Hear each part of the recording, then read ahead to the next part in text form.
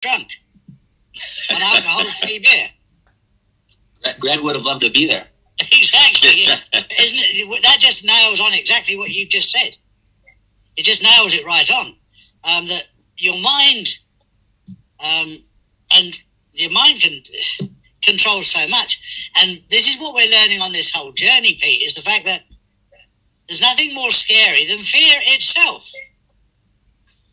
Totally. And actually on fear, it's a few days ago, Greg said to me, Pete, maybe you can bring this up.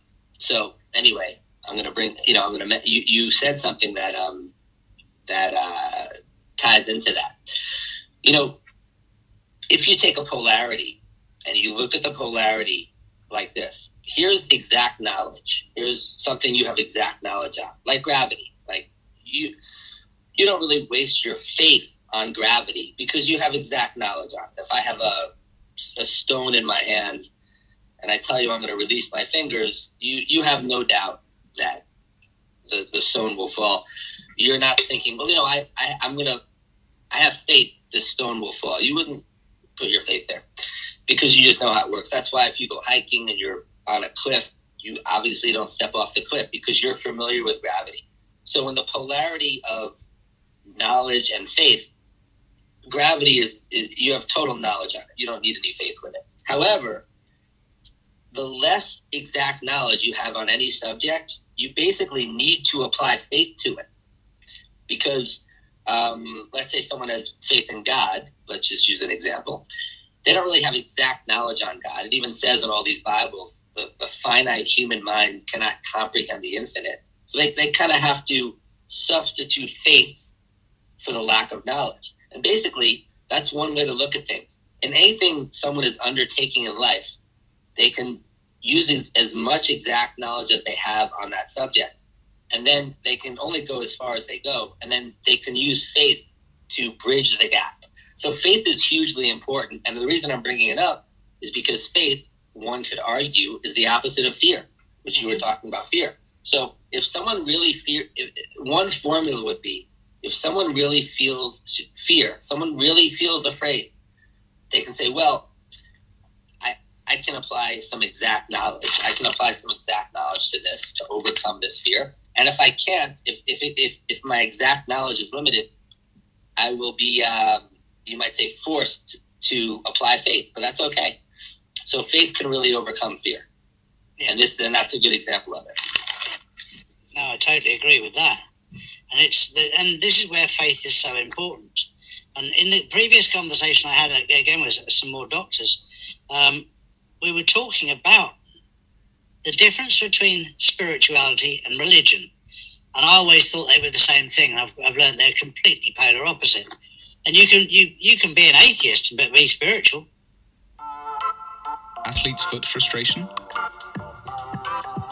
First, use Scholl Advanced Athlete's Foot Cream with 7-day treatment to kill the fungus and soothe itching. Then use Scholl's antifungal shoe spray to kill shoe fungus and help prevent recurrence with continued use. Treat and beat athlete's foot with Scholl. Which my best friend is. My best friend is deeply spiritual, but he's not religious at all. Doesn't like it at all.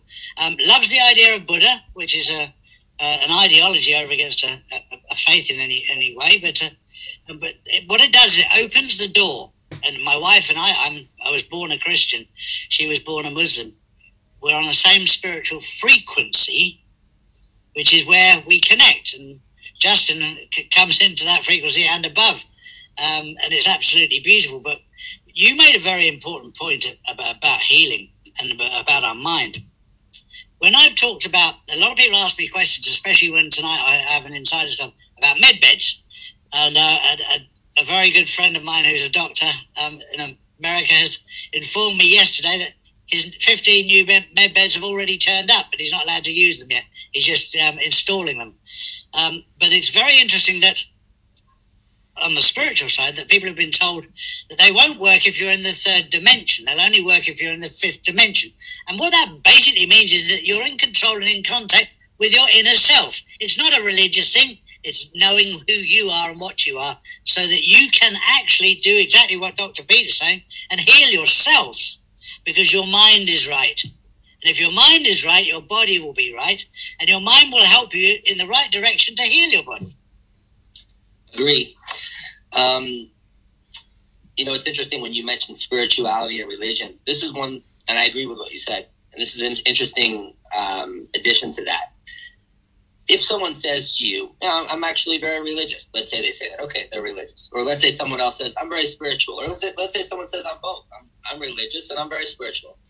I think there's a common denominator, Charlie. I think there's a common denominator, which is this. If you divide emotional polarities up like this, they might look something like this. On the positive side of emotional polarities, you might see things like faith, hope, patience, forgiveness, love, generosity, kindness, aspiration, things like that.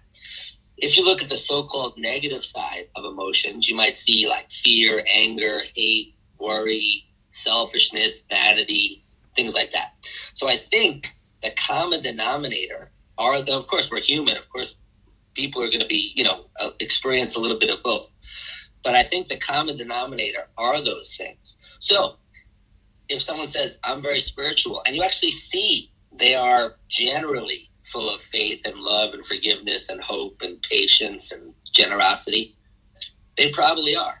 And if someone even says, hey, I'm very religious, and they're full of those things too, they're probably doing a good job. It just, I mean, again, it's not for, I don't care. People can do whatever they want. But the point is, if someone is saying how spiritual and or religious they are, and they're just full of hate and anger and fear, I mean, to a ridiculous degree, then somehow their so-called spiritual or religious path doesn't seem to be doing that good. And yeah, so anyway, that's an interesting. You're absolutely bang on right. And we used to call it in England. We used to call it the good parrot and the naughty parrot on each shoulder. But you can have good, by the nature of spirits, you can have good spirits and bad spirits. Now, bad spirits nobody would ever go near unless they looked like good spirits. Greg has both those on his shoulder, but exactly. I don't know what they call it in Oklahoma, but she's doing a good job. Well, on another subject, I have a new patient, and I've been treating her dog with chiropractic, and their dog had gotten amazing results. I mean, she just loved the fact that I helped her dog. You know how people love their animals. Well, I just mentioned to her the zone technique, which is what Pete is the founder of. I mentioned to her the zone technique, and that I work on people as well. And she started this story about, for several years now, she's had horrible night sweats and hot flashes. I call them power surges, but horrible flashes. And I said, you know what? I believe this technique will do you some good. She said, well, I've been everywhere. I've done everything, all the things that Dr. Pete mentioned a minute ago about homeopathy and medical and the drugs and the this and that. And she was just miserable. Well, I said, and she had total faith in me because I helped her dog. So she said, I want to come in. I want to check this out. So she was very interested in what I was telling her about the zone technique. And she came in. The very first treatment, she was 85% better. The second treatment, they were 100% gone. So now I'm her new best friend because she's got her life back. And then she brought in a note from her boyfriend saying, thank you so much for giving me my girlfriend back. So this technique that we're using has helped, thousands of people all over the world. And with your show and things, it's more and more people are hearing about this amazing natural healing method. And it just thrills me that I can help people without drugs or surgery. I mean, truly help them. The other thing, of course, is we're up against Big Pharma, Greg. And not only does it not make any money for them, but she's not coming back to you either. So it shows that the love is coming from your heart rather than your wallet. Right. You're healing people because you want to heal them, which most doctors actually joined up to heal people. Right. And they've been misled by Big Pharma. So, you know, this is a big lesson to everybody out there that's watching this. You know, two sessions with Greg has healed this person 100%. And technically you say, well, that's not very good business. But we're not in this for business. We're in this to save humanity, which is far more valuable than money. And I even think that it's for good business as well, just because she said, I've already told my sister-in-law, and I've told my mom, and I've told my other. So it's like a good restaurant, you know, when you go and you tell everybody that, hey, this is the place to go. They have great food. So to me, I mean, my heart is definitely just to help people heal, but you know, I can't help it. They've got a laundry list of people that want to come in and get treatment as well. On that note, on the you know, the business side, the money side. Well, first, let me just say quickly, there's different people watching the show, obviously, and if someone is a chiropractor or a doctor of any type, naturopath, acupuncturist, osteopath, any kind, or healer of any type, and you want to learn the zone technique, you just simply go to zonetechnique.com, zonetechnique.com. The ultimate crossover has arrived. Magic the Gathering meets Dungeons and Dragons in. And you can actually enroll in Zone School on the page. Now, if you are someone who just wants to find a certified zone practitioner, you can also go to zonetechnique.com. And on the page, there's a directory, and you can find someone on the directory. So you don't have to email support. You don't have to email. You can just, everything's right there. Either you want to join Zone School, which you can do on the homepage of zonetechnique.com, or you want to find a practitioner, which you can find in the directory on the homepage of zonetechnique.com. I just wanted to say one thing about what Charlie said and Greg said about the money and greed and all that stuff. You know, it's interesting. Of course, you know, big pharma or however it works, there's a lot of, for lack of a better word, we'll call it greed there. But what's interesting, and it's kind of sad, now this doesn't happen in Zone School. If you're a chiropractor in Zone School, like Greg said, this doesn't happen. But plenty of chiropractors who are supposed to be the good guys in this equation, they're greedy as hell. And what they'll do is, again, this is not in Zone School, they will give their patients ridiculous care plans that they know they don't need because they want to get money. So they'll give them often unnecessary x-rays, unnecessary care plans, whatever. Well, let me just give the chiropractors a little message. If you're a chiropractor and you hear my voice, listen to this. The founder of chiropractic, the founder, D.D. Palmer, who knows more about him than chiropractic? No one. He founded it. He defined it. And by the way, if you haven't read The Chiropractor's Adjuster, written in 1910 by the founder, read The Chiropractor's Adjuster and see the results he got. 99.9% of chiropractors that came after him never got the healing results he got unless they're in Zone School. And he said, listen to this, Charlie, he said if it takes more than 5 adjustments to help anyone heal from anything, they're doing it wrong. The chiropractor's doing it wrong. And they should come back to the founder, D.D. Palmer, and get a refresher course. So when Greg is helping these things in 2-3 visits, and listen, just as an example, it doesn't even matter, but I can give you endless examples. But if a woman comes to me who's having debilitating period cramps, terrible migraine headaches, insomnia, panic attacks, and I give her 5 sessions, 5 or 4, she tells me she got her cycle. She didn't have one cramp. She's sleeping like a baby. The panic attacks are deleted out of her life. She's, you know, whatever else. Her head feels great. She's digesting her food great. Yeah, we do that in 2, 3, 4 visits because a balanced body will express like that. Now, you know, maybe it will take a month and a half of visits to make the cycle totally smooth out. Who knows? But in the not too distant future, if someone comes to someone who knows his own technique, they can have amazing healings. And it's actually the natural state of the body to be healthy. Yeah, I totally agree. That's what we need to get back to. We've been misled and misguided. I've spoken to so many doctors recently. Somebody sent me a video this morning where the doctors in Australia have been told that they'll serve a 6-month prison sentence if they're caught administering or recommending hydroxychloroquine against COVID-19.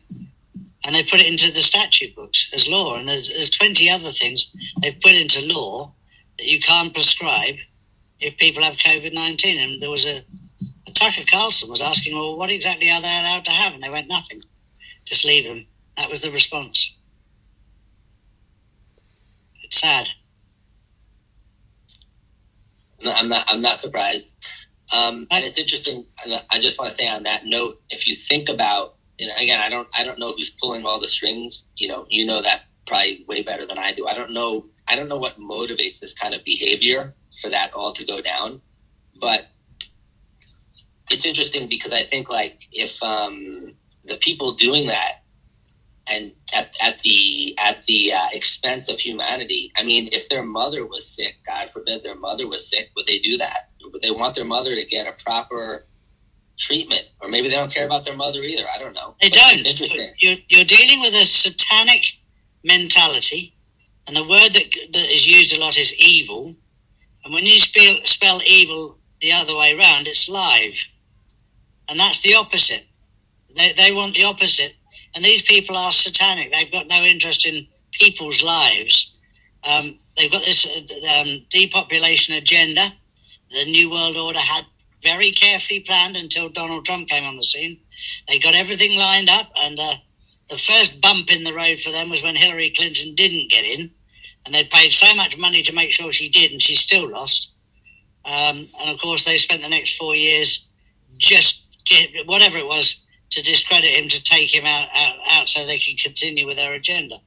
Well, fortunately, during those 4 years, number one, it's not about man. This is about God. God made a decision that he'd had enough of the people that were out there that were destroying his planet and destroying other people's lives. That was not what he intended. He intended us all, no matter whether we're black, white, male, female, to live in harmony together and enjoy each other and learn. I've traveled the world, Pete, and I'm sure you have too, and same with you, Greg. And I go into Africa, I go into China, I go into Russia, to India, Australia, America, all different continents, countries, wherever. And generally, as a rule of thumb, most of the people are absolutely wonderful. It's only the politicians that have created division. I learned the massive lesson when I went to Israel and Palestine to find out that over 95% of the people in Israel and 95% of the people in Palestine loved each other. It was just the leaders and the political side that were trying to make them fight and trying to keep them at war against each other. But the actual real people, then you realise, hang on, we're outnumbering them 95 to 5, or probably less than that, probably 98 to 2.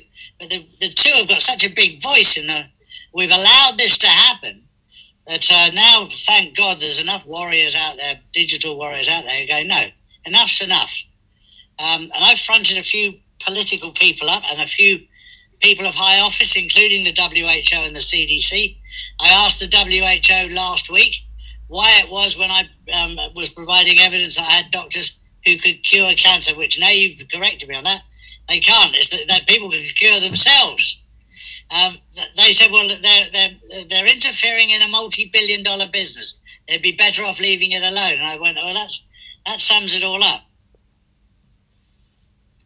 So, yeah, but you made a very interesting point, because they said, no, you can't say that you found a doctor that can cure cancer. No, but I found a doctor who can teach you to repair yourself.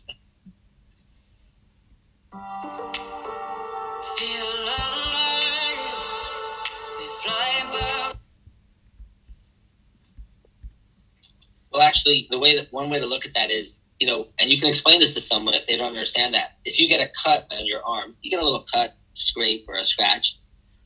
What happens to it? A few days later, it's a scab. A few days later, it's gone. There is a power in your body that made your body, that can heal your body. Just when the body is balanced properly, that power is able to flow properly, if the word is flow, and heal every cell in the body. Because this is what's interesting. Our bodies are changing. I think science confirms this at multi-million cells per second. Our body is actually changing at multi-million cells per second. Now, if someone hears that, they might say, well, even if they're unfortunately sick and one of their organs doesn't work, their liver or their gallbladder or their pancreas or something's not working properly, if they find out that their body's healing at multi-million cells, their body's changing at multi-million cells per second, they might say, well, I don't need to take a chiropractic adjustment or an herb or acupuncture. I'll just sit on my couch, because if my body's changing at multi-million cells per second, it should heal. But your body's changing at multi-million cells per second in response to the brain signals to the cells. So when the brain signals are balanced, then a proper brain signal can be sent and the body can heal. And it's interesting because when you mentioned about, and again, I don't know who's pulling the strings or if it's done out of ignorance or I don't know the levels of understanding, like sometimes people at the top of the pyramid understand everything. And the people at the bottom, they're just like robots. They're just like hypnotized sheep doing stuff. But it's interesting. I had a guy come to me once. This is a pretty cool story, Charlie. I think you'll like this on several levels. I had a guy come to me once. This is over 20 years ago. And he had, before I ever met him, he had a stroke. Now, when he had a stroke, I think he was 51 years old. He was 51 years old. He had a stroke a year before I met him. When he had the stroke, his arm got very spastic. It was kind of like his arm was very stiff and spastic. He lost the ability to speak pretty much 90%. He couldn't really talk. And his leg got very spastic too. It was like straight. So he couldn't walk. And he was a big guy. So he got carried into my office by 3 other guys. Not carried like a baby, but they kind of held him under the arms. And he couldn't really, his leg was stiff. They plopped him down in my waiting room. And it's time for his visit. He comes in the room to see me. He's with his wife. And, of course, his wife was talking because, as I said, when he had the stroke, he couldn't really talk. So his wife was talking on his behalf. But you could see by his eyes, he was quite with it. He understood everything was happening. He just couldn't express himself, and his arm and his leg was messed up. So she tells me this. She tells me he has a stroke a year ago. They've been going to the neurologist. They put him, I think it's called a hyperbaric chamber. I guess that's good for stroke victims. I don't know. But at least in his situation, it did not help him at all. He had no improvement in the talking or the arm or the leg spasticity. And he also tried acupuncture, which in his situation didn't work. I'm not saying acupuncture is not great. I'm just telling the story as it happened. In his situation, the acupuncture didn't help, although I think acupuncture is great. Anyway, but listen to this. Listen to this part of the story. So I say, okay, well, I'm going to proceed to do my thing with his own technique, and I expect to help him quite a bit. And the wife tells me that the neurologist said, whatever you do, don't go to the chiropractor, which was me. Not me. Not he wasn't talking about me. He just said, don't go to a chiropractor, whatever you do. Now, of course, they said, look, we've been with you for a year. You haven't done anything for us, so we're going to go. And someone recommended me highly, so they came. So then when they told the neurologist, this is interesting. They told the neurologist, look, we're going to this chiropractor because you didn't help us at all. We've been with you for a year. He said, okay, if you must go, go. But whatever you do, do not let him adjust his neck. That's what the neurologist said. So this is 20 plus years ago. I was a little more aggressive back then. So I said, well, see you later. I mean, if you want me to do what I'm going to do, I will, of course, very gently and very safely, but I will work on the neck. And the guy kind of, like I said, he was with it. He just couldn't talk. He looked at his wife like, I'm going to do this. But anyway, this is a real story. I hope everyone can see my eyes and see it's quite true. I worked on him. The zone session, a zone technique session can be 2 minutes or 3 minutes. I worked on him, and immediately he got use of his arm back. Not 100%, but 80%. It was pretty miraculous. It would have been great if it was filmed because it looked like one of those miracle healings. He could use his arm 80%. Anyway, within 3 weeks, I had him using his arm and his leg and talking. I'm trying to remember if it was 3 or 4 or 5 weeks, but at 3 to 5 weeks, he was talking. And within 3 months of coming, it appeared that he hadn't had a stroke. I mean, he had a remnant. He had a little remnant in his arm, a little remnant in his leg, and a little remnant with his speech. But he was 95 to 97% healed. But here's the point, Charlie. Imagine going to some renowned neurologist, and he says, stick with me. Do not get adjusted. Do not. And if you must, at least don't get your neck adjusted. Imagine that. Imagine how many people look at the neurologist like, this guy's a neurologist. He must know what he's talking about. And then their life just elapses like a freaking vegetable when they could go. I'm not just saying it's a zone technique. It could be a zone technique or maybe a homeopathy or some other excellent healing method that does get healing results, but they never go. because 98% of people, or 95% or 90%, will look at a neurologist and go, well, they must know what they're talking about, and then just stay sick. Did they speak to him afterwards? I don't remember that exact story, meaning I don't remember what their interaction was. I think they did go back. Because he'd have been able to just do hand signs, wouldn't he? Yeah. But on that note, Charlie, I will tell you one where they did go back. So this woman comes into me. She's probably 30 years old. She has endometriosis, which is with a cervix. So the doctor says, look, we're going to do a surgery on you. I think it's a pretty nasty surgery. At the time, I don't know how it's done now, and this is how she explained it to me. I don't even know how accurate she was, but she told me they take a knife. It has almost like a knife with like a camera on it. They go in the belly button, down to the uterus, to the cervix area. The camera sees what cells are not good, and then with the same thing, they freeze it or cut it or whatever. I think they freeze it. They freeze the cells. Now, these women who get endometriosis surgery, from what I heard, it just comes back every 2 years. It doesn't matter. It's a meaningless surgery. So she comes to me. I do my thing. I work on her. I think it was twice a week for 3 weeks. This was also about 20 plus years ago, right around the same time, coincidentally. And all her symptoms went away. She had endometriosis surgery scheduled 3 weeks later. I worked on her for 3 weeks. All her symptoms went away. She goes back to the gynecologist. The gynecologist, it was a woman, female gynecologist, examined her and said, I don't know what happened. You're totally healed. Your cervix is totally healthy. Everything's fine. We're canceling the endometriosis surgery. And she said, yeah, what this chiropractor does, some zone thing. He fixed me. And that gynecologist did call me. That woman, she called me. And this is a classic conversation. I wish it was recorded. She asked me, she told me whatever. She asked me what I did. I told her what I did. And she said to me, everything you just said to me goes against everything I learned in medical school. I don't understand you. That's what she said. I don't understand what you're saying. And we said goodbye. I mean, she was polite, but that was the conversation.